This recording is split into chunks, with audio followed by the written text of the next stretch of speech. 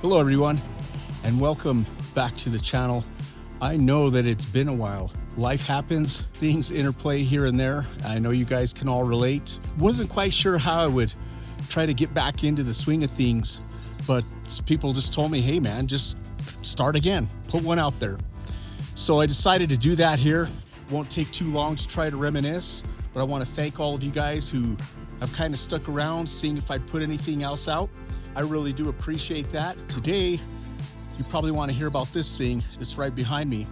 So without further ado, I'm gonna jump right into it. I figured this would be the best way to get back into it, is to make a video on the current bike I'm in and let you know what it's built up with, give you my feedback, give it a little review, and we'll go from there.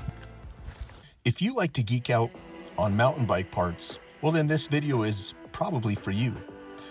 You see, everything now that's on this bike was not by sponsorship, so I'm going to be able to give you my direct opinion. None of these companies are paying me to say what I'm about to say how they perform. So here's the way I have this frame built up.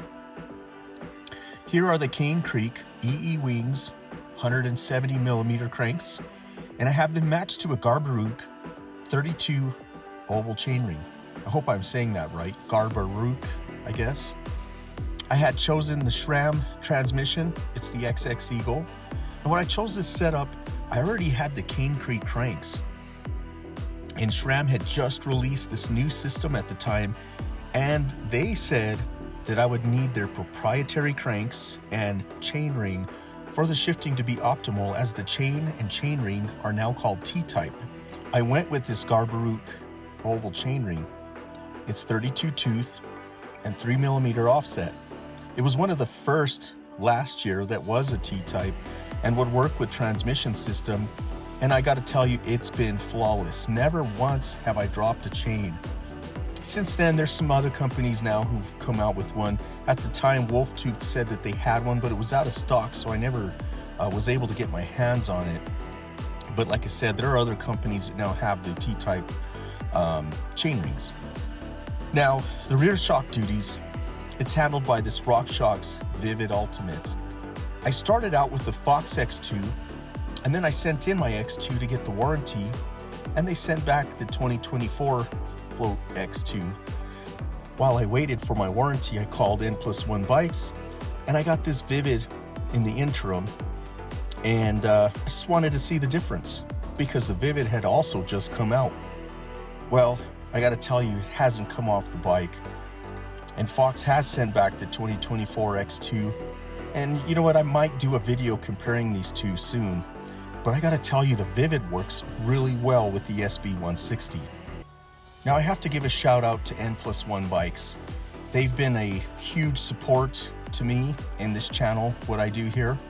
But like I said in the beginning, I have paid for everything that I'm doing here, but they've helped me out with things. So if you're ever in the market for a Yeti, an Ibis, several other brands that they carry, if you need mountain bike parts, call N+1 Bikes. They will hook you up with some great deals that they're running on several different things.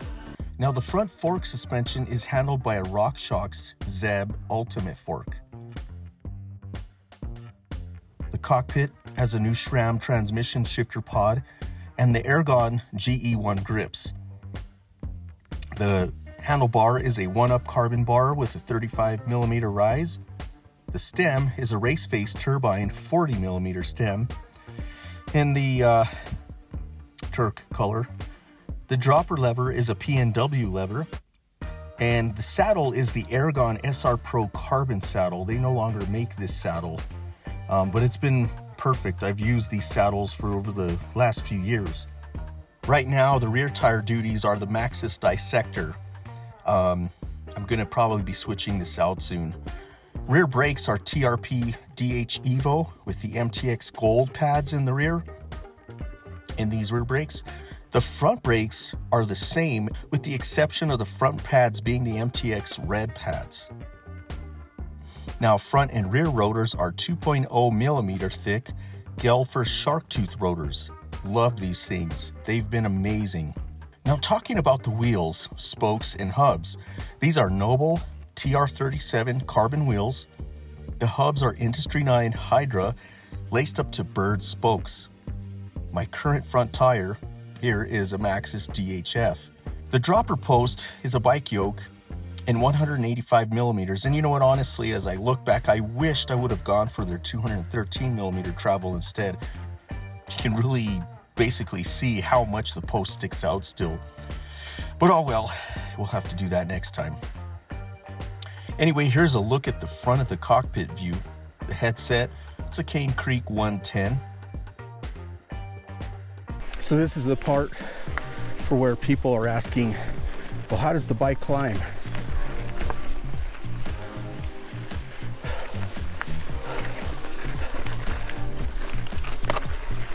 I think it climbs quite well for a 160 millimeter bike. Some of the switchbacks, tighter ones, if you just maneuver a little bit, you'll get through them.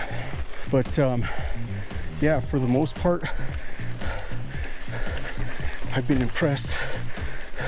I think what may help this as well in the climbing is having that really steep seat tube angle. Puts you in a really good position to get down the power.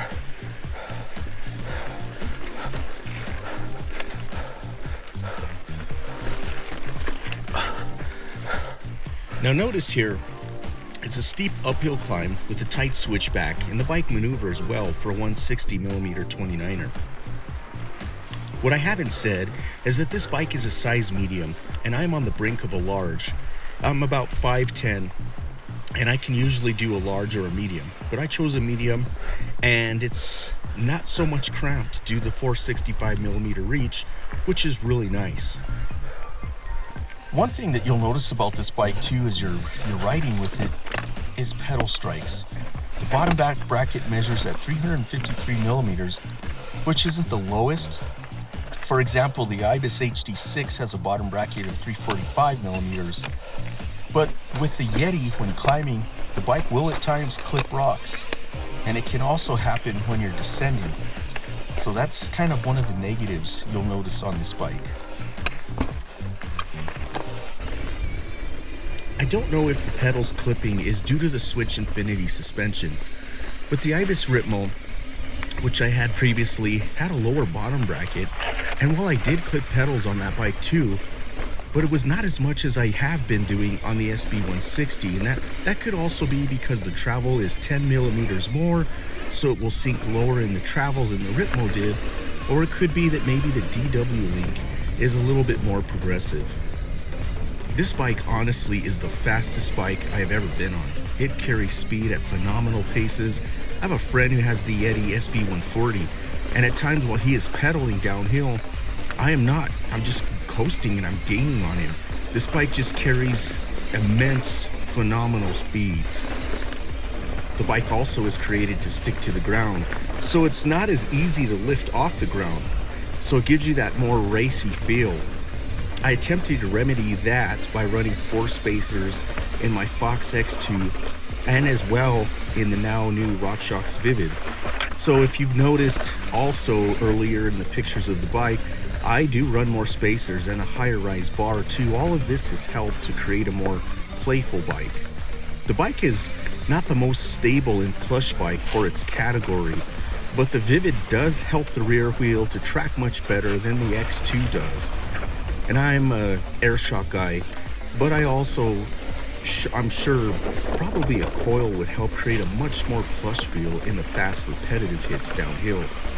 I've discovered that the SB160 is very agile, corners really well, and it gives a feel of the bike leaving you more centered. It is very responsive as well, but the suspension in fast downhill chunk doesn't give a magic carpet ride.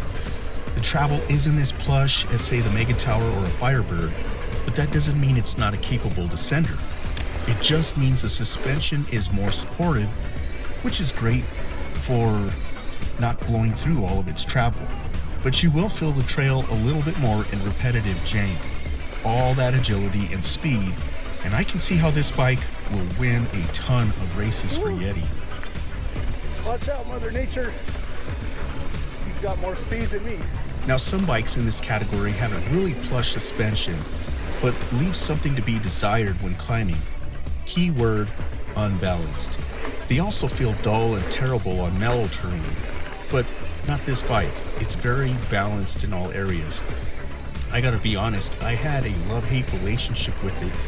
I found it so difficult to set up in the suspension area, wanting a little more softness in the rocky jank while maintaining a great support feel for climbing. But you know what, the Vivid has really helped me settle into what works fantastic. One of the issues along with pedal strikes that can be seen as a negative is that little rocks that seem to really get inside and get stuck between the rear triangle right here and the connection near the switch infinity links. These rocks seem to get stuck in there and it'll scratch your paint, so just beware. I don't know if somebody has created some kind of a flap that would easily keep those rocks out of there. What I found is that it's a bike that can climb really well.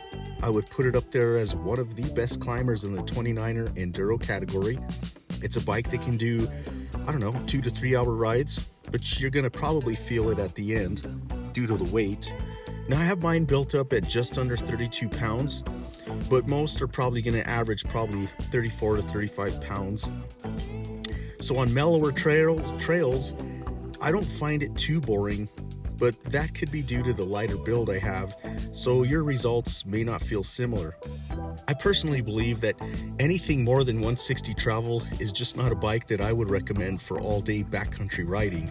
Now, I have done 12,000 foot rides on this bike and long trail rides in Sedona, and it did well. I just felt a little more tired after, so it all depends upon you. After all, look, it is an enduro bike. It's not a trail bike like the SB140. It carries speed really well, and it's super fast when pointed downhill. So fast that I would recommend some really big brakes like TRP brakes so that you can just slow her down. At the end of the day, it's not a bike that blurs the lines, so I wouldn't call it a downhill bike. And I wouldn't exactly call it a trail bike, but it's a really well-engineered enduro bike. Lastly, I will mention that it's a really good looking bike. I mean, hats off to Yeti for creating such a beautiful rig. So that's all she wrote for this one, everyone. And again, I thank you guys and gals, all of you, for sticking around. I'm glad to be back.